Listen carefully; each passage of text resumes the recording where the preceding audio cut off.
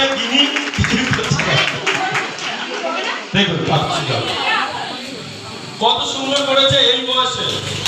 এটা কি করে আমাদের শরীরের কথা পায়, ব্লাড সার্কুলেশন ভালো হয়।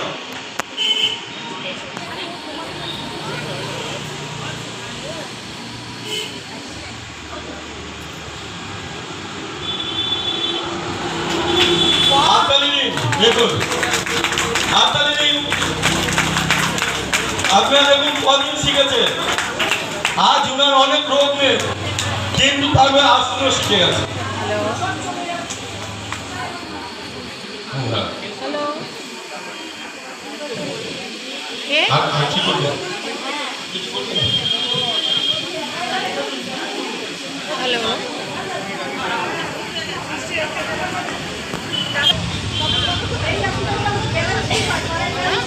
দেখুন হাঁটুর ব্যথা, হাঁটুর কম্পন যাদের ব্যথা আছে ওইটা ঠিক হয়। এটা দেখুন আপনার নিজের বডি, আপনার ওয়েট আপনি ঠিক রাখুন। দেখুন আমরা যদি এই গ্রিপ, এই হাত যদি না ধরতে পারি এই আঙুল দুটো, তবে বেকার হয়ে গেলাম। এই পেটটাকে এইভাবে টেনে নিয়ে যদি আমি না ধরতে পারি মায়ের কাছে, এইভাবে করে আমাদের এরিয়ার বাইরে বলে না, আমি ওই এই থানার পুলিশ ওই থানায় যাবে না কেন, এরিয়ার বাইরে। তা আমাদের মধ্যপ্রদেশে এরিয়ার বাইরে হয়ে যায়, আমরা ধরতে পারি না এইখান দিয়ে এখানে কেন, এরিয়ার বাইরে।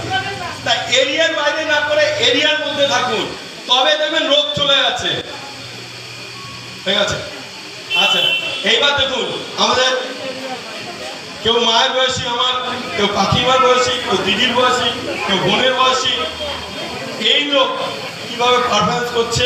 আমার ওখানে বিশ্ব যোগ দিবসে পালন করেছিলাম, এরা এত সুন্দর পারফরমেন্স করেছে। আমার অনেক স্টুডেন্ট আছে, আমি চেন্নাই, বাংলাদেশ, আমি ইন্ডিয়া টিভিতে, এবং আমার কাছে সেগুলো ডকুমেন্টস আছে। ইন্ডিয়া টিভিতে, আস্থা টিভিতে আমি যোগা আসন করে এসেছি বাবা রামদেবের সঙ্গে, সেখানে আমার এই মোবাইলে আছে, আপনাদের দেখাতে পারি। আর এই ক্লাবের সবাই জানে, ঠিক আছে, আমি বাংলাদেশও করে এসেছি। কারণ হচ্ছে আপনারা যদি এগুলো করেন, দেখুন আমরা সেবা দিই, সেবা নিই না, এটা হচ্ছে সেবা। এই জলি ক্লাব, ইচ্ছাপুর জলি ক্লাব সেবা দেয়, সেবা নেয় না। সেবা এই কারণে দিচ্ছে, আর এই কম পয়সা নিচ্ছে। কত নেয়? আমাদের মাসিক 150 টাকা। ভালো করে দেখুন, 150 টাকা তাদের ইলেকট্রিক বিল, জল খরচা, এই মেনটেনেন্স চার্জ অনেক আছে। ঠিক আছে, আপনি অন্য জায়গায় যান, সেখানে নেবে কত, এনটিভি 1000 টাকা, 2000 টাকা, আর মান্থলি কম করে 500 টাকা।